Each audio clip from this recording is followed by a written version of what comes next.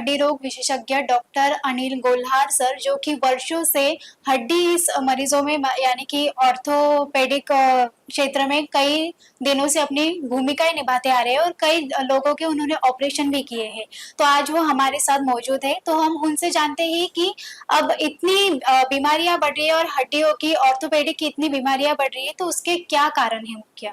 तो सर, आजकल हम देखते हैं कि ऑर्थोपेडिक की बहुत समस्याएं आ रही है और बीमारियां बढ़ रही है, तो इसका मुख्य कारण क्या है? ऑर्थोपेडिक्स में ये जो समस्या है आजकल बढ़ी है, उसके दो कारण हैं। एक, आज के तारीख में अपनी पूरी लाइफस्टाइल और फूड स्टाइल चेंज हो गई है, वो एक कारण है जिसको हम क्रॉनिक डिसीजेस बोलते हैं।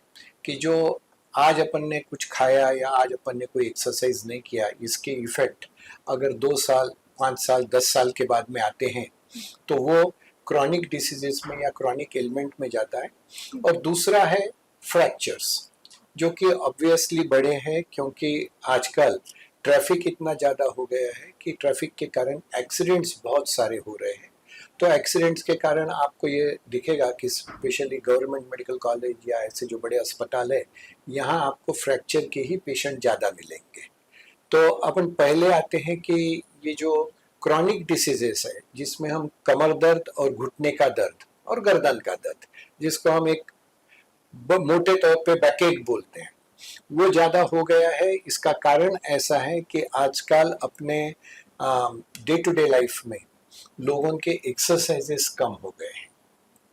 स्पेशली औरतें पहले जो कुएं से पानी खींचती थी, सर के ऊपर मटका रख के पानी लाती थी, जो कुएं से घर तक जाना आना करती थी, ये सब बंद हो गया है। इसके कारण ऐसा हुआ है कि अपने शरीर में जो मसल्स रहती है उनकी ताकत कम होती है, जिसको अपन मसल वीकनेस बोलते हैं। और उसके कारण कमर का दर्द, गर्दन का दर्द, पीठ का दर्द, ये ब्रॉड टर्मिनोलॉजी में हम बैकएक बोलते हैं, वो बढ़ गया है। तो पहले तो अपने को अपनी ये लाइफस्टाइल चेंज करना पड़ेगा। और रहा सवाल बच्चों का, पहले के ज़माने में बच्चे जब पहली क्लास, दूसरी क्लास, तीसरी क्लास में जाते थे तो साइकिल से जाते थे। आजकल वो बंद हो गया। आजकल कल्चर है, कॉलेज की बस आती है, छोटी छोटी वैन्स आती है, बच्चे 20-20, 25-25 किलोमीटर दूर तक कोई इंटरनेशनल स्कूल में जाते हैं। तो सवेरे 7 बजे जो बच्चा जाता है स्कूल में, वो शाम के 5 बजे आता है, उसमें से 1.5 घंटा उसका ट्रैवलिंग में जाता है। वो पढ़ाई कितनी करता है इसके बारे में माँ बाप नहीं सोचते। वो सोचते कि मेरा बच्चा बड़े इंटरनेशनल स्कूल में जा रहा है, और वहाँ पे उसको क्या खाने को मिलता है वो अपने को मालूम नहीं है।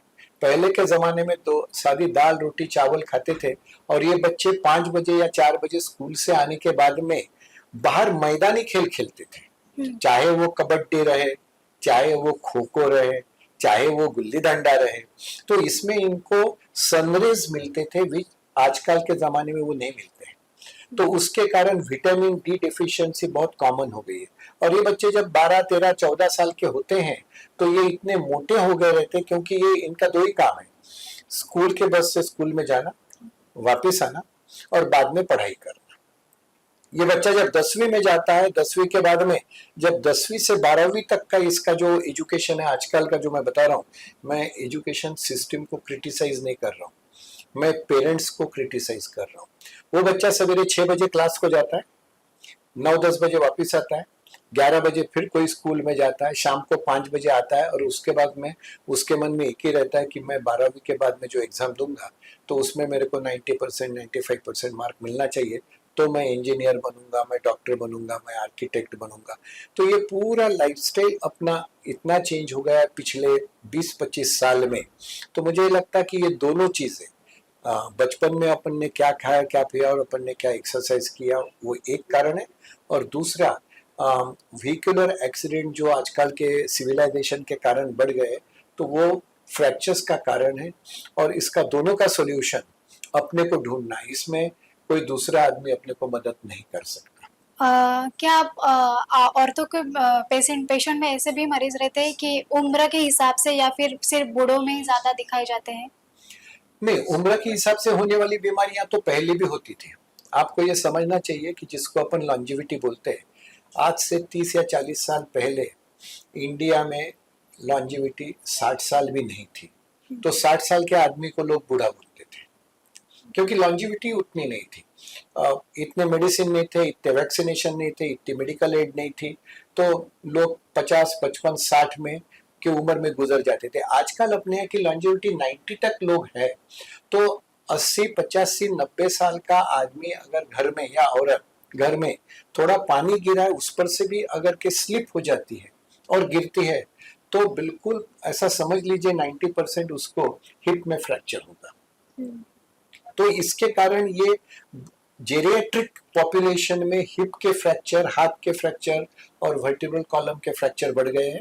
उसके लिए अपन कुछ कर सकते नहीं, prevention is the better way बोलते वैसा है कि उनको ये बताना चाहिए कि घर में कैसा चलना है, वॉकिंग स्टिक कैसे लेना है, घर में साफ सफाई कैसे रखना है, उन्होंने रात में टॉयलेट में जाते वक्त क्या करना चाहिए, बाथरूम से आते वक्त में बाथरूम में कपड़े नहीं बदलना चाहिए, बेडरूम में आके कपड़े बदलना चाहिए। ये सब चीजें मुझे लगता है कि सोशल वर्कर का काम है और सोसाइटी का काम है कि ये समझा जाए, तो ये अपन प्रिवेंट कर सकते हैं, अदरवाइज इसको प्रिवेंट करना मुश्किल है। रहा सवाल एक्सीडेंट जो रोड पे होते हैं, तो उसके लिए मुझे ऐसा लगता है कि सिविल सोसाइटी का ये फंक्शन होना चाहिए कि अपन ने बच्चों को बताना चाहिए कि रोड पे कैसे चलना चाहिए। अपने यहाँ जैसा भी जैसे जैसे रोड की सुविधाएं बढ़ेंगी, एक्सीडेंट और बढ़ना है, एक्सीडेंट का प्रमाण बढ़ना है। और अपने यहाँ मुझे ऐसा लगता है कि ट्रैफिक के रूल्स जो है वो बहुत स्ट्रिक्ट करना चाहिए। अगर आपने एक बार रेड लाइट जंप किया, आपको एक पुलिस ने चालान दे दिया, आपने 2000 रुपए भर दिया, हो गया, उसके बाद में उसका कुछ होता नहीं, वो दूसरी बार फिर से रेड लाइट जंप करता है, उसको फिर से 2000 की जगह 4000 का फाइन होगा। मेरा ये कहना है कि अगर के एक आधा ड्राइवर, प्रोफेशनल ड्राइवर 2 बार या 3 बार रेड लाइट जंप करता है, कोई भी ट्रैफिक का रूल तोड़ता है, तो 3 अटेम्प्ट के बाद में उसका ड्राइविंग लाइसेंस कैंसिल होना चाहिए। अगर ऐसा होता है तो उसको फिर पता चलेगा, अरे इससे मेरी रोजी रोटी जा सकती है, तो वो ट्रैफिक के रूल नहीं तोड़ेगा। ट्रैफिक के रूल अगर आप फॉलो करते हैं तो एक्सीडेंट कम होंगे, ऐसा नहीं कि नहीं होंगे, लेकिन ये एक तरीका है कि अपने यहाँ अपन एक्सीडेंट्स का प्रमाण कम कर सकते हैं। सालों से ऑर्थोपेडिक के ऑपरेशन चले आ रहे हैं, तो अभी आने वाले समय में ऐसे कुछ मशीनरी आई है क्या कि वो ऑपरेशन और भी सरल तरीके से हो सके? ऐसी मशीनरी आई है, बिल्कुल आई है, आजकल नेविगेशन आया है, रोबोट आया है, लेकिन ऑपरेशन ही होता है। एनेस्थीसिया उतना ही लगता है जितना पहले लगता था। ऑपरेशन की रिस्क शायद थोड़ी सी कम हो गई होंगी, इसका कारण ये मशीन नहीं, इसका कारण ऐसा है कि एनेस्थीसिया जो है वो काफी सेफ हो गया है। पहले के जमाने में आप सुनते होंगे, हिंदी पिक्चर में बोलते थे, वो एक ऐसा स्वैब रहता था कि क्लोरोफॉर्म सुंघा दिया, तो अभी क्लोरोफॉर्म तो है ही नहीं। तो ये जो नए जो ड्रग्स आए हैं एनेस्थीसिया के, और जो नई मशीनें आए जिसके कारण वो लोग एनेस्थीसिया देते वक्त, पूरा ऑपरेशन करते वक्त पेशेंट को जो मॉनिटर करते हैं, तो उसके कारण ऑब्वियसली सेफ हो गया एनेस्थीसिया।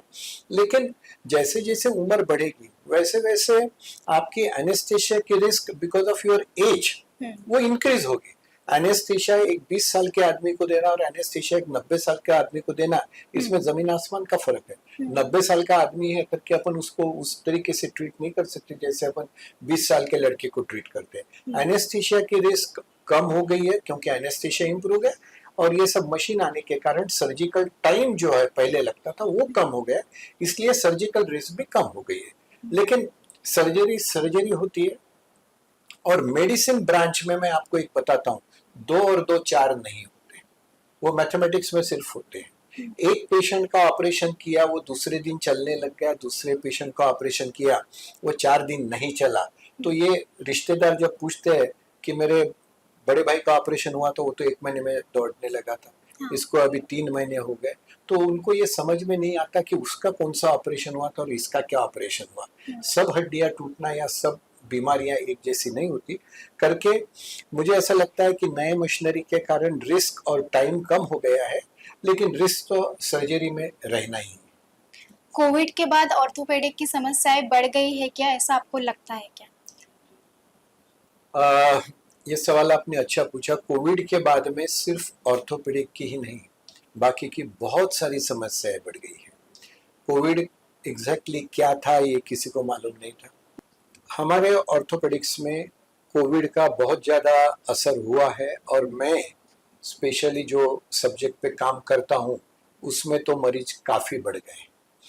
हम लोग एक कंडीशन कहते हैं जिसको एवेस्क्युलर नेक्रोसिस ऑफ फीमोरल हेड बोला जाता है, जो कूल्हे का अपना बॉल रहता है उसमें खून का बहाव कम होता है और उसको एवेस्क्युलर नेक्रोसिस बोलते हैं। मैं इस विषय पे पिछले 30-35 साल से काम कर रहा हूँ क्योंकि नागपुर में सिकल सेल बहुत कॉमन है और सिकल सेल वाले पेशेंट लोगों को एवियन होता है। मैं पहले मेडिकल कॉलेज में प्रोफेसर था, उसके बाद में इंदिरा गांधी में भी प्रोफेसर था, इनके भी सालवे में भी था। तो नागपुर में ये विषय पे मैंने काफ़ी सारा काम किया और मैंने खुद मेरे कुछ टेक्निक भी ढूंढ के निकाले ऑपरेशन के। लेकिन आपको सुन के ताजुब होगा कि सिर्फ और सिर्फ कोविड के कारण पिछले 3.5 साल में मैंने कम से कम बता रहा हूँ, अभी मैं ऑफ हैंड पूरा नंबर नहीं बता सकता, लेकिन 280 से ज्यादा हिप के ऑपरेशन एवीएन के लिए किया, जो कि प्रोबेबली पहले 20 साल में मैंने सिकलर्स में नहीं किए। तो एवियन इतना ज्यादा बढ़ गया है, अभी ये सिकल सेल भी है, लेकिन ये जो कोविड आया है इसके कारण इतना ज्यादा बढ़ गया है कि इसके मरीज, और मैं अकेला अगर इतने पेशेंट देखा तो आप इमेजिन करिए कि पूरे हिंदुस्तान में इतने ऑर्थोपेडिक सर्जन हैं कि ये डाटा कंपाइल होना चाहिए। मैं कोशिश कर रहा हूँ कि सीनियर ऑर्थोपेडिक सर्जन लोग इकट्ठा आए और इसका डाटा इकट्ठा करें, इसका कुछ ऑडिट हो। और पिछले 2 या 3 साल में कम से कम 10 से 15 वर्कशॉप और लेक्चर मैंने इस टॉपिक पे पूरे हिंदुस्तान में, नेपाल में दिए हैं और हम सब सीनियर ऑर्थोपेडिक सर्जन इस पे काम कर रहे हैं और इसका कुछ ना कुछ जरूर आउटकम निकलेगा। अगले 6 महीने में, साल भर में हम लोग इस पे कुछ तो भी एक कंक्लूजन निकालेंगे।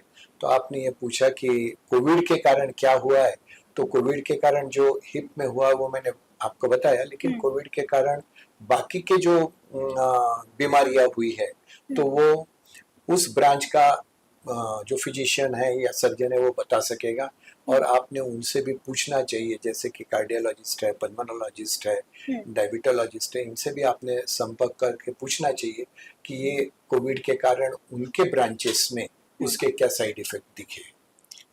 जोड़ों की जो सर्जरी होती है, रिप्लेसमेंट अपन करते हैं, तो उसमें क्या ध्यान रखना चाहिए? जोड़ों की सर्जरी 2 प्रकार की होती है। एक तो एल्डरली जो थोड़े बूढ़े लोग होते हैं उनको फ्रैक्चर्स वगैरह जब हो जाते हैं हिप में तो हम जॉइंट रिप्लेस करते हैं। तो वो कंपैरेटिवली सिंपल तो नहीं, लेकिन कंपैरेटिवली ऐसे जॉइंट डालते हैं कि जो जॉइंट का लाइफ 10 साल 15 साल रहे, क्योंकि 80 साल का आदमी कितने साल जिएगा तो लॉन्जिविटी के ऊपर हम देते हैं। अगर जॉइंट रिप्लेसमेंट यंगर पॉपुलेशन में करना पड़ा कोई कारण से, तो वो जॉइंट की कीमत थोड़ी ज़्यादा होती है और वो एक्सपेंसिव होता है। लेकिन अगर कोई इंडिकेशन है तो इवन यंगर पेशेंट में भी जॉइंट रिप्लेसमेंट होता है। रहा सवाल एल्डरली पेशेंट का, तो उनमें जॉइंट रिप्लेसमेंट करना चाहिए या नहीं करना चाहिए ये मरीज का डिसीजन होता है। डॉक्टर उनको बताता है कि देखिए आपके जॉइंट में दर्द है, वो चाहे घुटना रहे चाहे वो हिप रहे, तो इसको जॉइंट बदलने से आपको फायदा होगा। लेकिन अगर फिजियोथेरेपी, कैल्शियम, विटामिन डी और ये सब चीज़ों से उसका दर्द लिमिट में रहता है और वो अपना डे टू डे एक्टिविटी कर सकता है, तो वो जॉइंट रिप्लेसमेंट की सर्जरी टाल भी सकता है। कुष्ठ रोगियों का हड्डियों का ऑपरेशन होता है, तो उनमें तब कौन सी चुनौतियां सामने आती है, कौन मतलब ध्यान कैसे रखना पड़ता है उनका? कुष्ठ रोग सबसे अलग तरीके का टॉपिक है और कुष्ठ रोग के कम से कम मैंने 3-1 हज़ार से तो ज़्यादा ऑपरेशन आज तक किए हैं और ये अनफॉर्चुनेटली यंगर पीपल में ही होता है। उनकी उम्र 15, 20, 25, 30 ऐसी रहती है और शुरू के टाइम में जब कुष्ठ रोग होता है तो ये लोग शर्म के कारण कि मुझे लेप्रेसी हुई ये बताना नहीं चाहते करके ये लोग चीज़ें छुपाते हैं। आजकल ये पूरा क्यूरेबल है। अगर ये प्राइमरी हेल्थ सेंटर में भी जाते हैं और डायग्नोसिस हो जाता है तो लेप्रेसी पूरी तरीके से क्योर होती है, पहली चीज। अगर थोड़ा बढ़ भी गया और हाथ में नसें, जिसको हम लोग नर्व्स बोलते हैं, उसके कारण अगर थोड़ी डिफॉर्मिटी आती है तो वो भी सिर्फ फिजियोथेरेपी से अच्छी हो सकती है। उसके आगे भी अगर स्टेज जाती है तो जो ऑपरेशन हम लोग करते हैं, और मैंने हिंगना में लता मंगेशकर कॉलेज में पिछले मेरे को लगता 20-25 साल में वहाँ पे भी हमने कुछ 500-600 सर्जरीज किया होगा, अभी भी करते हैं। और वेरियस कैंप्स जो मैंने किए हैं, ऐसा कोई जगह नहीं है विदर्भ में जहाँ मैंने लेप्रेसी का कैंप न किया हो। मध्य प्रदेश, छत्तीसगढ़, यहाँ पे भी मैंने कैंप किए हैं। और ये शस्त्रक्रिया थोड़ी कॉम्प्लिकेटेड होती है, लेकिन वो रीजनल एनेस्थीसिया में हो जाती है और उसको मसल ट्रांसफर बोलते हैं। जो मसल काम कर रही है वो जो पैरालाइज मसल है उसके जगह रिप्लेस किया जाता है, लेकिन थोड़ी जटिल शस्त्रक्रिया होती है। लेकिन वो होने के बाद में अगर वो पेशेंट अच्छी फिजियोथेरेपी करे तो उसके हाथ का और पैर का फंक्शन नॉर्मल होता है। दैनंदिन जीवन शैली में हड्डियों को मजबूत रखने के लिए क्या विशेष ध्यान रखना चाहिए? एक तो डाइट है। आजकल ये जो आ गया है कि आप ऑर्डर करो और जोमेटो वाला आपके घर में आके पिज्जा दे देता है, बर्गर दे देता है, और माँ बाप बड़े खुश रहते कि मेरे बेटे ने ये खाया। तो ये सब बंद होना चाहिए। आप अच्छा डाइट दो।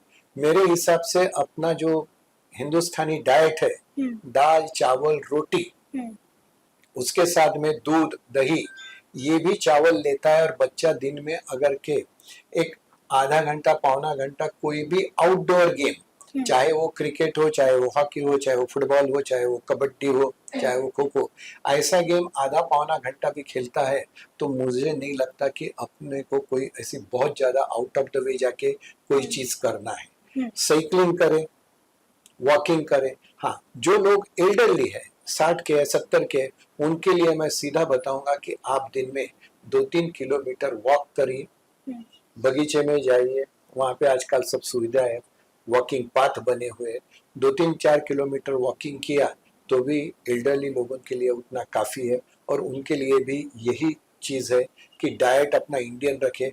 2 चीज़ों से बचना चाहिए, एक है तंबाकू, दूसरा है स्मोकिंग, और तीसरा है ड्रिंकिंग। अगर ये एल्डरली लोग यानी जिनको आदत है तो ये अगर के छोड़ दे तो मुझे नहीं लगता कि अपने को कोई चीज आउट ऑफ वे जाके करना पड़ेगा। Normal diet, normal routine life, normal exercises. अपने कंट्री में धूप बहुत है तो धूप का प्रॉब्लम ही नहीं है। प्रॉब्लम ये है कि अपन दिन भर एसी में बैठे रहते हैं, कार में भी अपन शीशे चढ़ा देते हैं और एसी ऑन करते हैं। बच्चे, वही मैंने जैसा पहले बताया, बस में जाते आते we do not get expose to the sunrise. तो मुझे ऐसा लगता है कि ये नॉर्मल अगर किया तो अपनी लाइफस्टाइल नॉर्मल रख के we can have a normal life, बिल्कुल नॉर्मल हेल्दी लाइफ अपन लीड कर सकते हैं। इतना अच्छा फूड और मिल्क प्रोडक्ट अपने कंट्री में है। आपने आज तक इतने ऑपरेशन किए हैं, तो क्या आप एक ऐसा यादगार पल लोकतंत्र मिरर के साथ साझा करना चाहोगे? अब ऑपरेशन के बारे में अगर पूछेंगे तो अब सी आई स्टार्टेड इन 1977, तो अभी 47-48 ईयर्स हो गए हैं। इतने में ऑपरेशन जो किए, पहले जब हम लोग मेडिकल कॉलेज में थे, आपको ताजुब लगेगा कि मेडिकल कॉलेज में हमारे पास सिर्फ एक्सरे मशीन थी और 90 तक मेडिकल कॉलेज में सीटी स्कैन नहीं था। तो वो ईरा अलग था कि हम लोग सिर्फ एक्सपीरियंस और हाथ की जो शस्त्रक्रिया की जो स्किल है उसके ऊपर ऑपरेशन करते थे। बाद में ये सब चीजें डेवलप होने लगी तो अभी ऑपरेशन करना थोड़ा आसान हो गया है। फिर भी कैंसर के पेशेंट के जो ऑपरेशन मैंने मेडिकल कॉलेज में किया या अभी अभी राष्ट्र संत तुकडोजी हॉस्पिटल में किया या कुछ प्राइवेट में भी किया, तो वो तुम्हारे को एक अलग तरीके का सेटिस्फेक्शन देते हैं कि भैया ये लगा। और वो जनरली 20, 22, 25, 30 साल के लोग रहते कि भैया इसका हाथ काटना था, हाथ नहीं काटता तो ये शायद मर जाता था, तो उसका आपने हाथ भी बचा लिया और उसकी जिंदगी भी बचा लिया। ऐसे ऑपरेशन जो होते हैं और इतने भी किए, वो ऑपरेशन तुम्हारे को सेटिस्फेक्शन देते हैं। बाकी क्या, हर ऑपरेशन में अपना एक तजुर्बा रहता है और हर ऑपरेशन आपको नई चीज सिखाता है, वो छोटा रहे या बड़ा रहे। तो ये थे हमारे साथ डॉक्टर अशोक गोल्हार सर, जिन्होंने ऑर्थोपेडिक की सारी समस्याओं के बारे में और उस पर क्या उपाय किए जाते हैं ये बताया है। अगर आपको भी कुछ ऐसी समस्याएं हो ऑर्थोपेडिक से जुड़ी तो हमें कमेंट बॉक्स में ज़रूर बताइए, और ऐसे ही हेल्थ अपडेट जानने के लिए देखते रहिए लोकतंत्र मिरर की ये खास सीरीज।